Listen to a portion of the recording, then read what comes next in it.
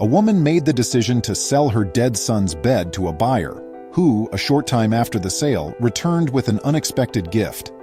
Welcome to USA Stories channel.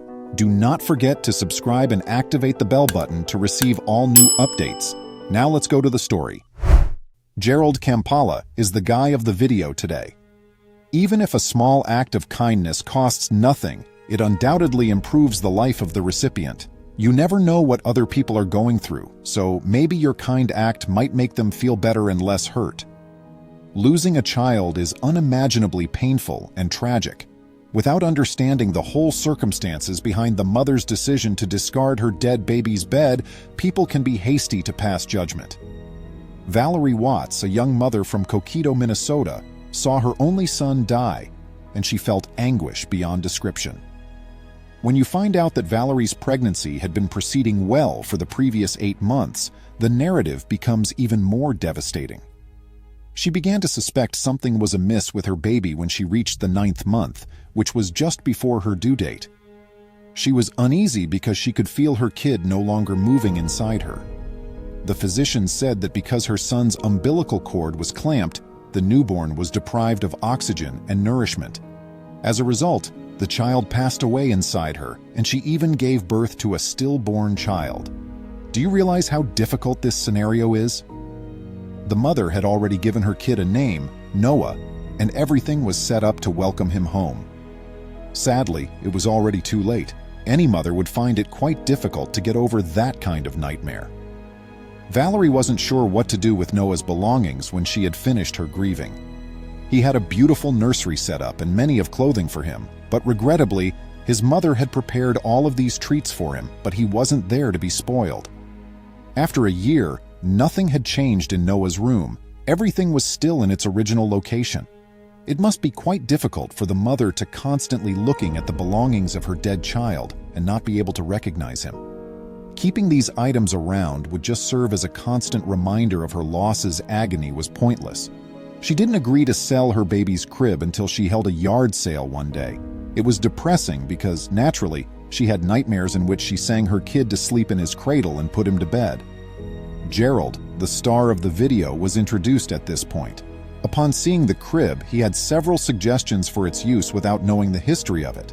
He didn't spend time haggling, and Valerie was forced to sell him the crib in response to his demands. It was similar to parting with the final tangible memento of Noah. The sad tale Valerie told Gerald's wife regarding the baby's crib made her feel even more sorry for her. Gerald's wife then told her husband the full story on the way back home, which devastated him. Gerald initially believed Valerie was only discarding her kid's old belongings, but after hearing the tale, he made up his plan to surprise the mother with a gift that she would always hold dear.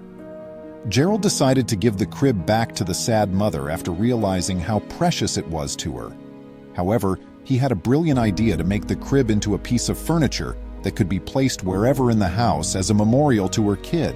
In order for the mother to experience his warmth, he converted the cot into a seat where she could sit and feel near to her child. Gerald only wished to let Valerie know that her kid is still there in the world.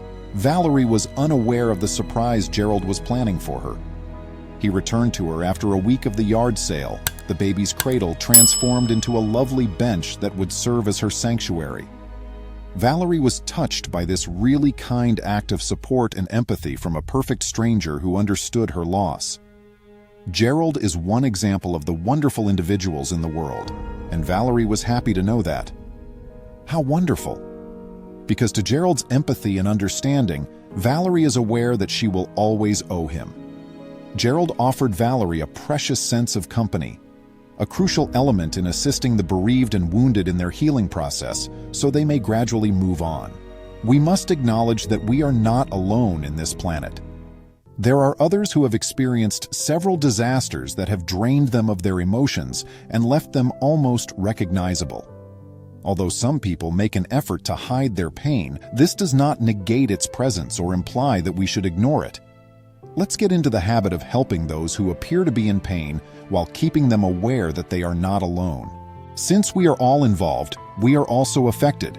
Even if we may not be able to tolerate suffering to the same extent, We are quite similar since hardships in life are unavoidable. Like Gerald, let's make an effort to be compassionate and empathetic toward those who are most in need. Better sleep at night, forgivers. Please remember to subscribe to our channel, give us a thumbs up, and turn on the notification bell so you won't miss any of our videos. If you enjoyed the tale, the next video that plays on your screen will probably move you too.